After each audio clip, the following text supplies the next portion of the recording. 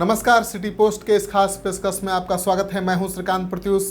आपके जहन में एक सवाल होगा कि आखिर क्या होने वाला है एनडीए के अंदर, क्योंकि जिस तरह से संजय पासवान ने एनडीए के अंदर बम फोड़ दिया है और उसके बाद चुप्पी साध ली है, और उनके बाद बीजेपी के दूसरे नेताओं ने अपने ही पार्टी के नेता सुशील मोदी के खिलाफ मोर्चा खोल दिया है, उसको लेकर संशय की स्थिति बनी हुई है कि आखिर एनडीए में जो घमासान मचा हुआ है उसका परिणाम क्या होगा। क्या मुख्यमंत्री की कुर्सी नीतीश कुमार बीजेपी के लिए छोड़ देंगे या इसी कुर्सी की वजह से बीजेपी को छोड़ देंगे।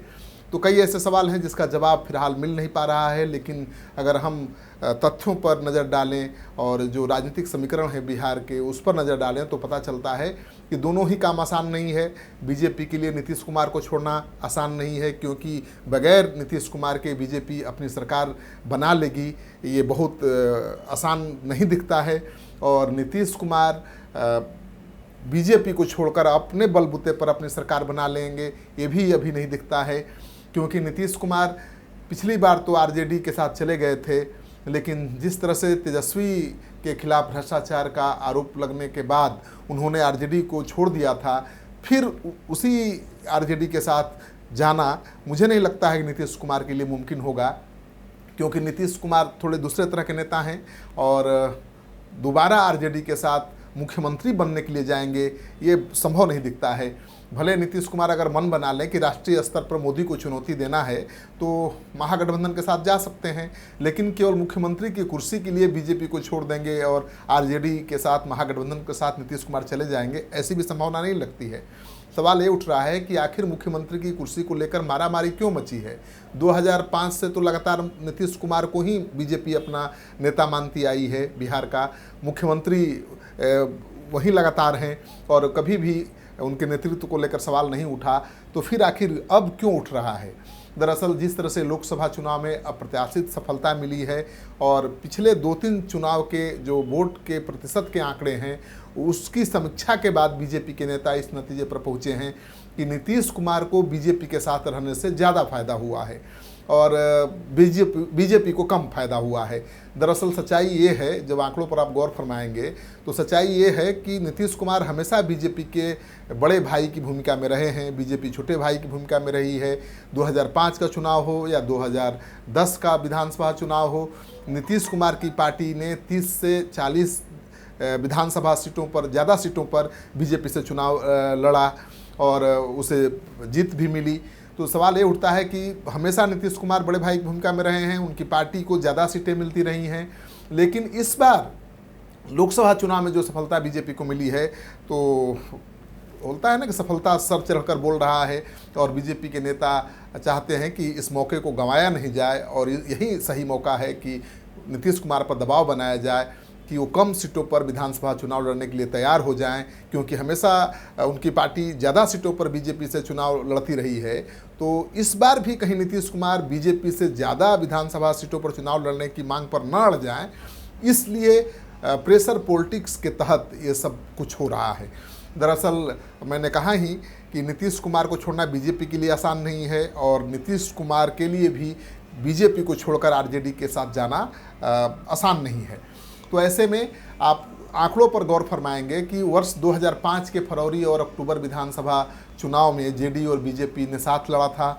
फरवरी में हुए चुनाव में जेडीयू ने 138 सीटों पर चुनाव लड़ा और उसके खाते में 14.6% वोट आए और 55 सीटें जीतने में वो कामयाब रही। वहीं बीजेपी 103 सीटों पर चुनाव लड़ी और 11% वोट शेयर के साथ 37 सीटें जीतने में कामयाब हुई। अक्टूबर 2005 में जेडीयू ने फिर 138 सीटों पर चुनाव लड़ा और इस बार वोट का प्रतिशत बढ़कर 20% से ज़्यादा हो गया, जबकि बीजेपी 15% से ज़्यादा वोट हासिल नहीं कर पाई। वर्ष 2010 के विधानसभा चुनाव के आंकड़े पर भी नज़र डालेंगे तो साफ पता चलता है कि जेडीयू 141 सीटों पर चुनाव लड़ा और 22% वोट के साथ 115 सीट जीतने में कामयाब रहा।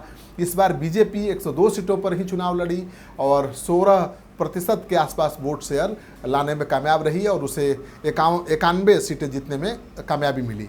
वर्ष 2015 का चुनाव बीजेपी और जेडीयू ने अलग अलग लड़ा। जेडीयू आरजेडी के साथ हो गई, लेकिन यहाँ उनके लिए वोट प्रतिशत के साथ ही सीटों का भी जबरदस्त नुकसान हुआ। 101 सीटों पर जेडीयू चुनाव लड़ा और 22% वोट शेयर के से घटकर उसका शेयर पहुंच गया 16.8% पर। सीटों की संख्या भी 115 से घटकर महज 71 पर पहुंच गई।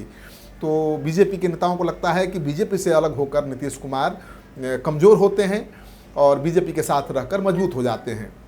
बीजेपी 157 सीटों पर चुनाव लड़ी और 24% वोट शेयर के साथ 53 सीटों पर जीत हासिल करने में कामयाब रही, जब नीतीश कुमार उसके साथ नहीं थे, और उसका वोट प्रतिशत 16 पॉइंट से बढ़कर 24% तक पहुंच गया। लोकसभा चुनाव बीजेपी जेडीयू ने 2009 में साथ लड़ा। जेडीयू ने 25 सीटों पर चुनाव लड़ा और 24-25% वोट शेयर के साथ 20 सीटें जीतने में कामयाब रही। वहीं बीजेपी ने 15 सीटों पर चुनाव लड़ा और 13.9% वोट पाकर 12 सीट जीतने में सफल रही। वर्ष 2014 में बीजेपी जेडीयू ने अलग अलग चुनाव लड़ा तो जेडीयू को भारी नुकसान हुआ और 31 सीटों पर चुनाव लड़ने के बावजूद जेडीयू को केवल 15.8% वोट मिले और केवल 2 ही सीटें वो जीत पाई, जबकि बीजेपी ने इस चुनाव में 29 सीटों पर चुनाव लड़कर 29.9% वोट शेयर हासिल किया और उससे भारी सफलता भी मिली। 2019 के लोकसभा चुनाव में दोनों ही पार्टियां एक बार फिर साथ हो गईं। यहां दोनों ने 17 सीटों पर यानी बराबर सीटों पर चुनाव लड़ा और साथ आने का सीधा लाभ जेडीयू को मिला। जेडीयू का वोट शेयर पिछले चुनाव के 15.8% वोट शेयर के मुकाबले बढ़कर 21.8% हो गया।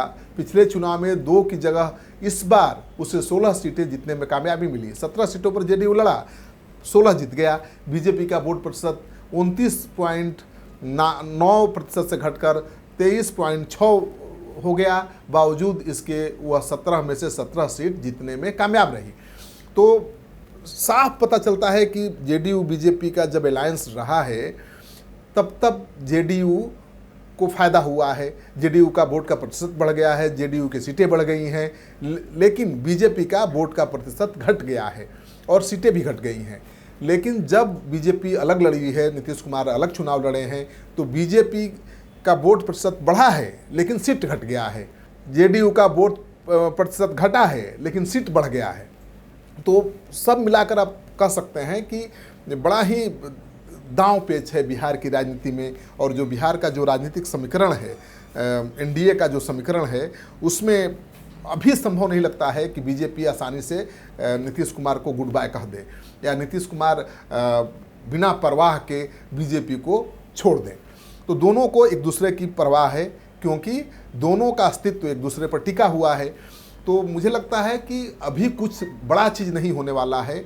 दरअसल बीजेपी के नेता सीएम की कुर्सी को लेकर इसलिए आवाज़ उठा रहे हैं क्योंकि नीतीश कुमार को दबाव में लेना है ताकि विधानसभा चुनाव में उनकी पार्टी से ज़्यादा सीटें बीजेपी को मिल सके। बराबर सीटों पर भी बीजेपी जेडीयू अगर चुनाव लड़ती है तो बीजेपी के लिए बड़ी सफलता होगी, क्योंकि हमेशा जेडीयू जब भी बीजेपी के साथ चुनाव लड़ी है विधानसभा का 30 से 40 सीटें ज़्यादा उसे मिली है। तो इस बार बीजेपी चाहती है कि कम से कम इतना तो ज़रूर हो कि जिस तरह से लोकसभा चुनाव में दोनों पार्टियों ने बराबर सीटों पर चुनाव लड़ा, उसी तरह से विधानसभा चुनाव में बीजेपी चाहती है कि उसे थोड़ी ज़्यादा सीटें मिले। जिस तरह से जेडीयू को पहले ज़्यादा सीटें मिलती रही हैं, उसी तरह से अब बीजेपी को ज़्यादा सीटें मिलें, क्योंकि बीजेपी की लहर है, मोदी का प्रभाव है, और इसीलिए चेहरे को लेकर राजनीति शुरू हुई है। बीजेपी के नेता कह रहे हैं कि मोदी का चेहरा ज़्यादा करिश्माई है, उनके चेहरे पर वोट मिलेगा, लेकिन जेडीयू का कहना है कि नीतीश कुमार के चेहरे पर बिहार में वोट मिलता है।